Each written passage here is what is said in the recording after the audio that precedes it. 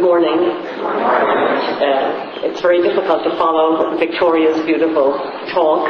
I'm the sociologist here, so there won't be very much eloquence. And I want to thank the IEC committee for inviting me, and in particular to mention Phil D'Antonio. Obviously, everyone here admires Phil, and I just want to say, as a fellow sociologist, he certainly has earned a great deal of respect from me, but also from my colleagues.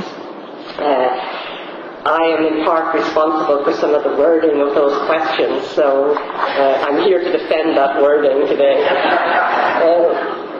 Thanks, and I have a PowerPoint presentation that just might make it a little easier to follow my comments, but I'll get started anyway. That's a little slow. What Victoria has spoken to us about this morning captures a larger dynamic in American religion, and that is, of course, of people moving out and starting their own tradition. Most of you here, I gather, are part of that innovative entrepreneurship. You're doing it through IECs. But the autonomy of individuals in regard to religion is really a recurring theme, not just since Vatican II, although it only became sort of prominent among Catholics in the wake of Vatican II, but is very much part of American Protestantism, really from the founding of this country. The autonomy of the individual away from church structures, church institutions. And in particular, of course, the Protestants have set the way in emphasizing the practical considerations of religion. They pick and choose among churches depending on convenience, depending on the quality of the pastor, the kind of music, and also, as we know, and sometimes not talked about, the kind of other people who go there. Social status, particularly for the Episcopalians and the Congregationalists, was always a consideration. How do I fix this? Sorry. Right click? Nothing's happening. Oh, well, that's okay. I'll just keep clicking here anyway. And certainly then, to move on to the Catholics, the autonomy within religious institutions. Obviously, Vatican II is our great watermark.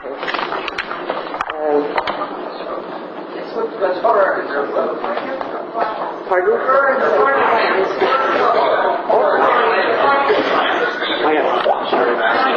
There we go. Sorry. Okay. And I'll make available the copies of this, so don't worry. This is just so that you've something to look at rather than just listening. So part of these, certainly for Catholics, it was the post-Vatican II from the 1960s onwards, but also part of this has been an emphasis on what's often referred to as lived religion, and that is diversity of everyday experiences and the way in which the Spirit keeps imposing him or herself onto the daily lives of people as they go about doing their ordinary everyday things. And certainly among Catholics we've seen this not just in terms of everyday spirituality, but also in terms of trying to negotiate their relationship with the institutional church. And I know to talk about the institutional church is not a very popular topic in this particular gathering, but that is something that I do want to talk a little bit about today.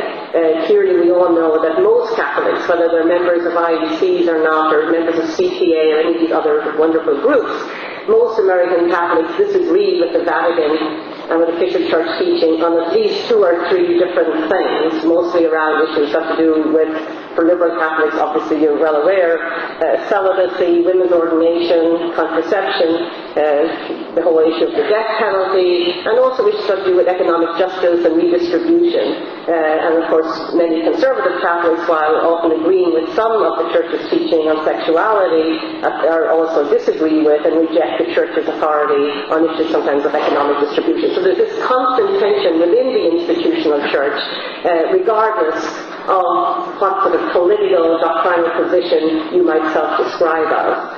Another part of this autonomy is the insistence that you can believe in Eucharist, believe in Jesus Christ, and that really is quite independent of any church. So if you were back to the institution and what it does, and of course one of the big trends in American religion, which has really become accentuated in just the last 10 to 12 to 15 years, has been quite a significant increase in the number of Americans who have disaffiliated, both Catholic and Protestant, from any religious denomination. there really has been a doubling of the numbers who said for a long time, about 7%, would say that they had no religious affiliation, but now that's up to 16, 17%. And that really has happened just in the last 10 to 12 years. And there's this insistence that one can have very strong Christian beliefs and yet not need to go to that institutional church to be part of a bigger church, or the big church as Victoria refers to it. And so I see the IECs in large part within this live religious movement, which emphasizes that you cannot really capture the experiential, and of course this is what many of you wrote about in your surveys, that hopefully, as Bill said last night, many of you here actually completed those questionnaires, but many of you rejected this notion that we can even ascertain and measure what does it mean to be religious or spiritual. And just so that you're not alone in having that expression of sort of frustration, I think. Many people would argue that religion and spirituality, but particularly spirituality, is so personal, so unique, it's so special to the individual, just as Victoria has talked about in terms of her own experiences and feelings so far and all of this, that you really can't talk about it in public almost, and you certainly can't try to draw conclusions and generalizations. Unfortunately, this is the bread and butter of sociology. We like to take unique experiences and fit them into larger group trends or cultural trends. And in fact, when we go and do this, we find that there are oftentimes a lot of commonalities across different people in terms of their religious and indeed their spiritual experiences. But oftentimes our measures don't quite get at that, because when you fill out a questionnaire, a lot of times give you 2 or 3 or 4 little boxes that you have to check. And we all appreciate that is a very partial way of trying to get data, but nonetheless it gives us a broad swath of opinion, even though ideally we prefer to sit down and talk to you individually, face to face, or in a small group and hear what you have to say.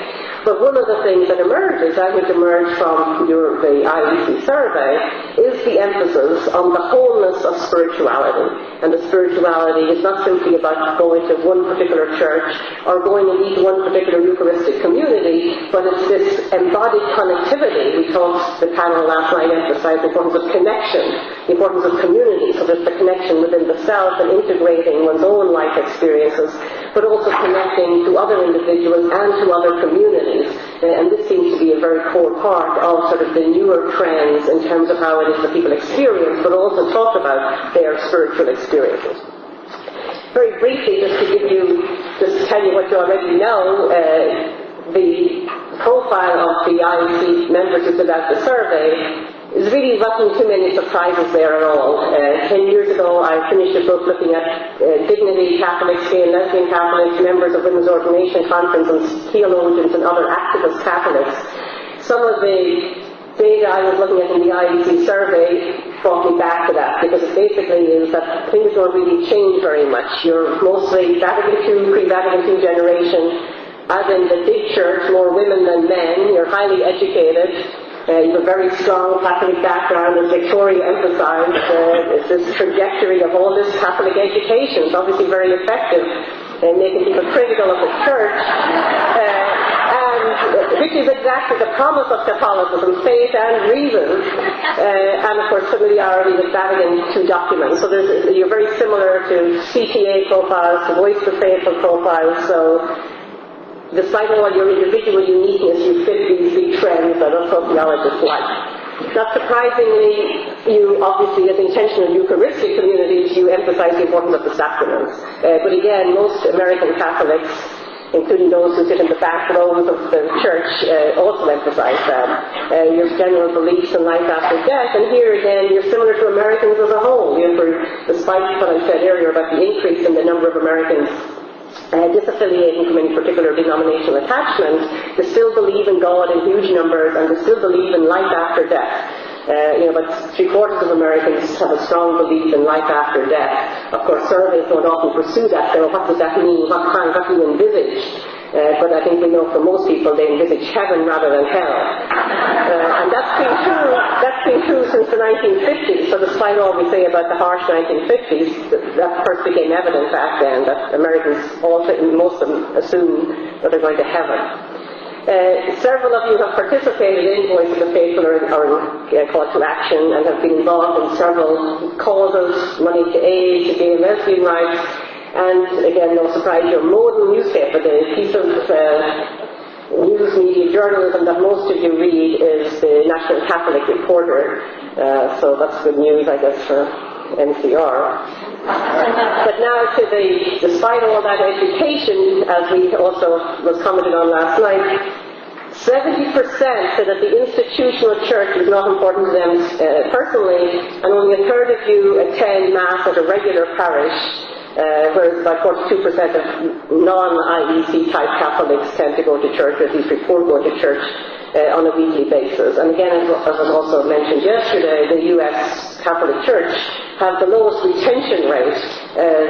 The latest Pew survey, Pew organization did a very big survey last year, and they show one of the fascinating things is, in general, if you look at 20th century trends in religion, is that the American Catholic Church is the most stable in terms of its membership, or to use economic language, in terms of market share.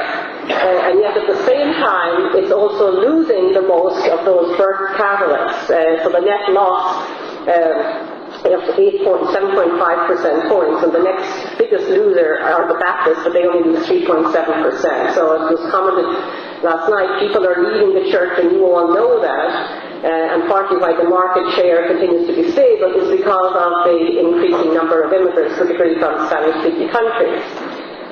So this institutional distance is for real.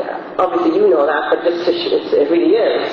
On top of all that, IEC members, you're critical, obviously, the church's hierarchical authority.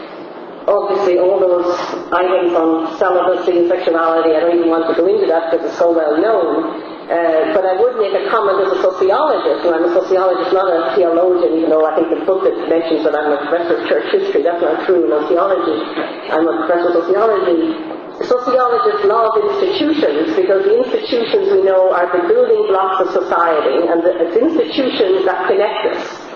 And despite, if I may respectfully chide you, you all emphasize Vatican II, and we're the people of God, we hear this language, you all know that off by heart. But sometimes you act as if you're not the people that are part of the church, so that you're reproducing in some sense, through your institutional detachment from the so-called big church, that you're really conceding, you're ceding authority to the institution and putting yourselves on the margins. Whereas from a sociological point of view, and obviously there's theological reasons also, you can be critical but within. I mean, I think my point would be, and we'll put some more of this, is that the church, the institutional church needs you. You may not need the institutional church as much as the institutional church needs you, but you are part of it, whether you like it or not. Just as the Dominicans we heard about last night are part of the institutional church, and Voice of the Faithful is part of the institutional church. So you cannot run away from that. And I think that's something that probably people can discuss or talk about more in the group situations. But obviously there's a lot of pain and good reason why many of you want to dissociate from the big institutional church. But that really is reneging on the exhortations of Vatican II.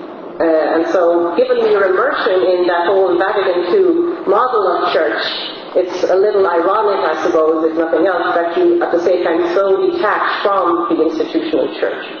But that's, I have to say that as a sociologist. And I believe it. I also believe it, and I believe it as a Catholic myself. So, many of you talked about in the survey about the tensions between being Catholic and a US citizen. Even though some of the people in the survey are actually from Canada, so if they're here today, welcome. I'm not an American either. And for many, there was not necessarily a tension. Two-thirds said it's not really a tension. Of course, what exactly a tension wasn't defined, but the usual sources of tension, and the big one would be summarized through democracy versus hierarchy, and through, as we heard last night, our understanding of what hierarchy is. There's a hierarchy as in the assertion of authority, as opposed to hierarchy as something that would facilitate community. So that whole tension between community and hierarchy and authority, as I say, all those usual issues. And I suppose reflecting more recent political controversies, many of you commented on that you really just find it absolutely appalling, the denial of Eucharist to politicians because of their political beliefs. And of course this weekend we have more controversy about that with President Obama's commencement address at Notre Dame, which obviously not Catholic, but it's this intrusion of the bishops in particular, and some of you identified several of these bishops, into the political life of society and the general partisanship. And many of you here commented on the fact that even though the bishops are supposed to be non-partisan and present their argument as if they are non-partisan, that in practice, that de facto, they really are sort of one of the standard bearers of the Republican Party. Several of you wrote that in your comments. Tension points, read a state, concerning the state. I mean, this is again a very sort of basic religious theological tension between religion is supposed to be about spiritual life and the non-material, whereas living in a capitalist consumer society, clearly materialism is a big part of what we do and how we live. So how do you negotiate that on a day-to-day basis? And the whole issue of nationalism. The Church, of course, particularly the Catholic Church, presents and is a transnational. It really was the first transnational organization, the Universal Church. How can you be patriotic at least to just one nation when you see the larger issue of citizenship and moral responsibility? And as somebody said, a believer is always in tension with his or her country, especially a hegemonic and imperial power. That captures what some others of you also said. And a couple of you, which is I think an interesting addition to this, is that you raise the issue, why has Catholicism, why has Catholics, and this often just the bishops, why have Catholics failed to be as prophetic as they might be? Why haven't Catholics had more of an impact on social justice? So again, that's a question, a challenge to you as part of your Eucharistic communities and your obviously high commitment to all of these values. What difference are you making in terms of shifting the discourse, the debates in American politics about some of these big issues? And again, that really is that institutional question. Are you moving yourself to the margins and comfortable in your own Eucharistic communities, or are you prepared to take the challenge into the larger public sphere, not just with the big church, but also with the big society as a whole? So, and here we get to the differences between religion and spirituality. 71% of you think of yourself as religious, and then as we go down, 57% reported having had a religious experience, and this of course is against the backdrop of, as John said, that we didn't define religion and spirituality to many of your annoyance, but in fact you seem to do a very good deal with your own explanation of what religion means to you and what spirituality means to you, which I'll get to. But 67%, two-thirds of you said that you're both religious and spiritual, while only 24% said that you were spiritual but not religious.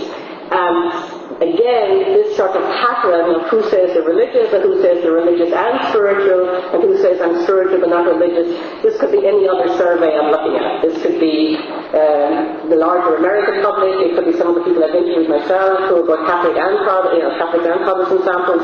So when you look at large-scale samples of the American public, when you look at community surveys, you get a fairly similar breakdown. So despite the rejection of the notion that I am religious, many of you still hang on to that for good reason. And this is what one person wrote, and I quote verbatim in capital letters, that person is not mine: a spiritual experience, not religious. Please drop the word religious. Look up its Latin root. You'll find it has nothing to do with the spirit and everything to do with governance, territory, and political power. So your question is invalid. So, despite the invalidity, I thought it was just the church hierarchy that said the things are invalid.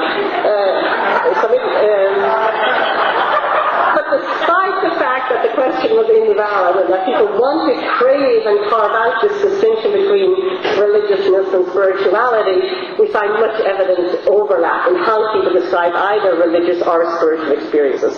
An emphasis on nature, oneness and connectedness, either with nature or with other people, intense moments of experience, I think what Victoria was referring to, a strong sense of God's presence during traumatic and oftentimes near-death experiences, through church liturgy, Holy Communion, charismatic prayer group, IEC, prayer, meditation. There's a full gamut, including, as you have obviously noticed, the institutional church, because Eucharist itself is part of the institutional church, and obviously liturgy and the charismatic movements and prayer. I mean, prayer has lost some of its popularity, it would seem, in the popular media, but in fact prayer is one of the most stable and fundamental ways, whatever that prayer is, that connects people to something other than themselves, and that certainly came out in your thing. But again, you capture some of the flavour when people do still want to differentiate, even though there's commonality in terms of what they mean by religion and spirituality. It's again this distancing from the Catholic religion and the institutional church. I would say that my spiritual life is different from my religion, so my spiritual experiences have not been within my Catholic religion. And that then others will say, because my spirituality is supported by and manifested in religious practice, my spiritual experiences have generally had religious associations as well. So again, there's this tension, so the real tension, why our questions are so badly worded, is because there is in everyday practice such a tension between what it means to be religious and spirituality, between religious and being spiritual, because even when you want to dissociate and to find personal meaning and to do your own seeking, a lot of people, and particularly members of IEC and other sort of groups who are sort of Eucharistic, intentionally Eucharistic, are obviously doing it with reference to the institutional church, even though others also go beyond the institutional church, yoga, other forms of meditation, and just general awareness of the transcendence and the awe of humanity and of God's creation of humanity. Others talked about their spiritual experiences where living in accord with Christian principles. And again, this is something that we find all the time, whether people don't even like the word spirituality or whether they don't like the word religious. When you ask them, what does it mean to you to be either religious or spiritual, many will say it's the golden rule. It's living, love one another, living that out in practice. Again, you all share that. Some of these, I don't want to go into them, and I'll share them with you, but there is this emphasis on the personal here. People have had this person said, I've had two powerful spiritual experiences, but again, it has an overwhelming recognition of the absolute existence of Christ, both as man and God, the other in awareness of divine energy and presence for which I yearn. Both experiences are emotional and overwhelming. But again, of course, that Christ, that experience, is also part of the institutional church to which so many of you want to keep detached from. But you see that it's very hard to resist and get away from and keep the institutional church out of your lives, because that's sort of the frame through which you come to define and label, even though you also transcend a lot of those experiences through. So through the church you might first experience them, and it becomes a continuing reference point, even if you're not actively participating in a regular weekly parish mass or some other aspect of the institutional church. A wide range of sources of spiritual nourishing. Any group that is involved in faith sharing, so many of you spoke about that, reading, some of these are of course scriptural readings, but also reading there's a whole list of authors that people talk about, retreats, the importance of retreats in your lives, and then from sort of an individual spiritual director. For some people that spiritual director was a priest, some ordinary local pastor, not some new age spiritual director. So again, the institution keeps intruding. And 12% said saying the rosary, as well as mentioning saints, plus novenas, Eucharistic adoration. So the church matters. So you may not go to a regular weekly mass, but you're not running away from the institutional church, so you should stop saying that you're running away from the institutional church. The range of prayer is quite amazing to me.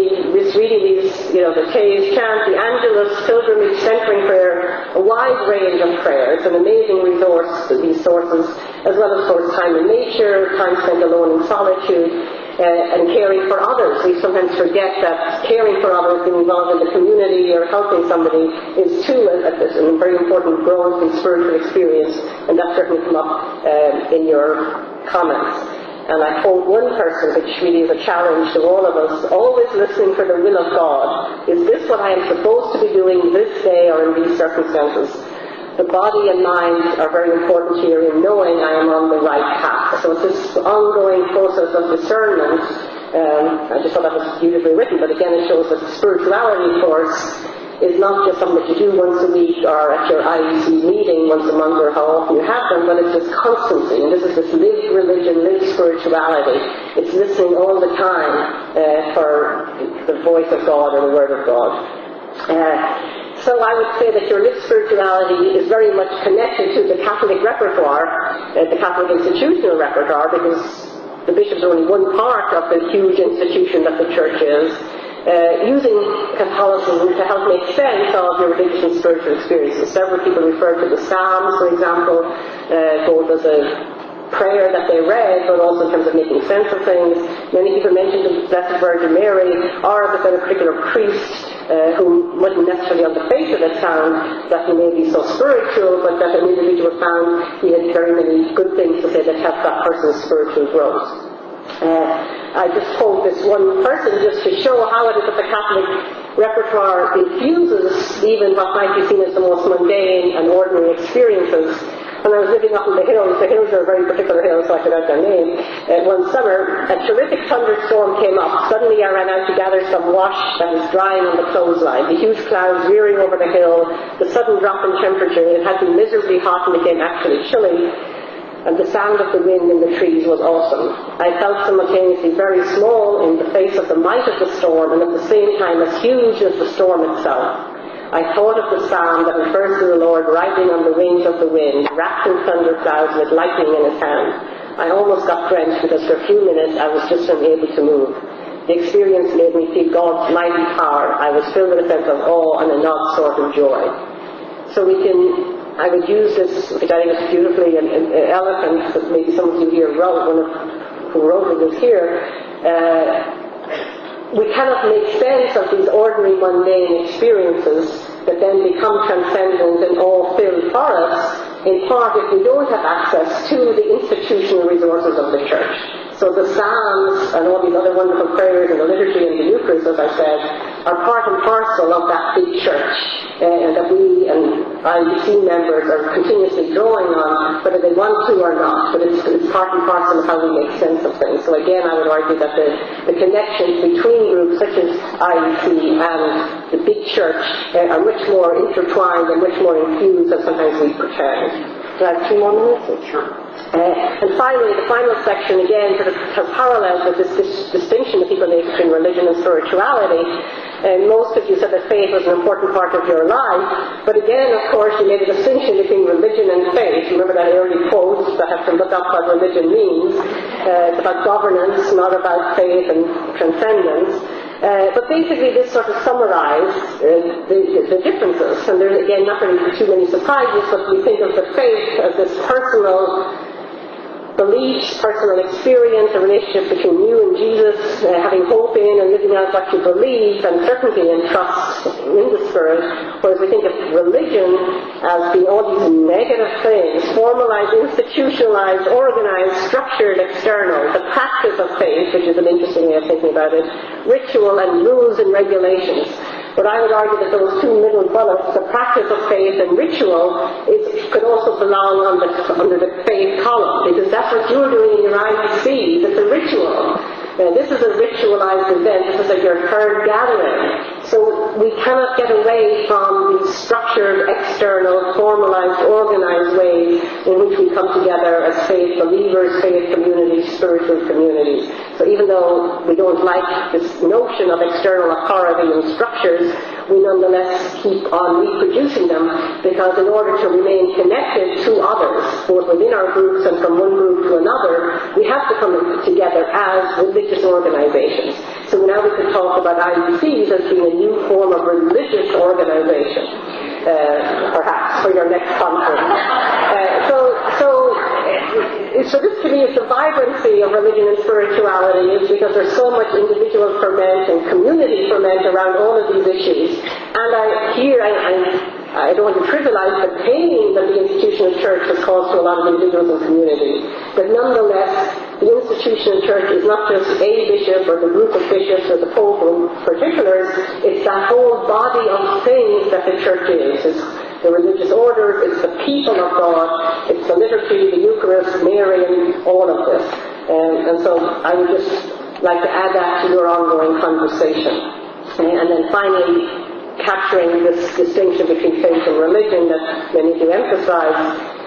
Some nice quotes. Faith is the religion, which I like to ritualize, is the way one remembers what they believe. And this, this Utah, you are intentional communities. You don't just experience spirituality because you're happily seeing a beautiful sunset. That can be obviously an experience, but you recreate that experience intentionally when you meet together in community, whether in a regular Catholic liturgy or in your own IUC community. So it's the way one remembers what you believe. So you need religion, you need the ritual, you need the practice in order to keep creating and recreating the gift of faith. And the experience of faith, but that it on its own is not enough without some kind of external, intentional way of giving it expression. And the final bullet there, of course, the second final, faith is open-ended. Religion professes to know all the answers. That's again the rules and the governance and the hierarchy coming back. But religion is not possible without faith. However, faith is possible without religion. But yet from our earlier bullets talking about what nourishes your faith, what nourishes your spirituality, you see that yes, you can have faith without religion, but we still need to create some kinds of resources, whether they're the Psalms or through various liturgies, IECs, that allow us to keep our faith percolating, or perhaps faith might die. So again, I speak as a sociologist, but that faith and religion and spirituality, marginal groups and the big church are much more intertwined. I don't think you're a marginal group. I see you as part of the institution or church. This is part of what's the vibrancy, really, of the Catholic Church. I know people don't really talk much about the vibrancy of the Catholic Church. It seems to me that it's actually a very vibrant place because there's so much going on, whether here, whether at Dignity Masses, whether in Rome. There's a lot, and that's all part of that one institutional structure. And this basically the last slide, I see faith as a personal relationship with God. Religion is mediated by my religious community, but I see the two as intimately related, since I would not know the God of Jesus Christ but through my community in the church. Now, of course, that community changes, and many of you, as with Victoria's story, you start out knowing God and Jesus Christ through the more formalized church, but then you strike out and find it in many other ways. But again, you see the codependence, if you like. And religion is the way I nourish and live out my faith. Okay, but I think you need to have just a broader view of what religion is and what the church is. And the conclusion is really, whether we call it religious or spiritual, IEC members obviously are highly committed to the religious, spiritual faith life. We use these terms in much the same way as other Americans, imply that spirituality is dynamic and that religion is static and controlling and authoritarian. Your Danish highlights a diverse range of the spiritual in everyday life, all the multiple varied ways in which you experience spirituality, whether in your IEC, whether in nature, with other friends, helping people, and also the unexpected nature, just as Victoria's own story with her newborn infant. The spirit and the transcendence shows up in the most unusual and most unexpected of places. And obviously, in terms of what I would argue, the persistent relevance of institutionalized religious resources and language, and also the challenging task as sociologists face in trying to measure religion, live spirituality. Thank you very much.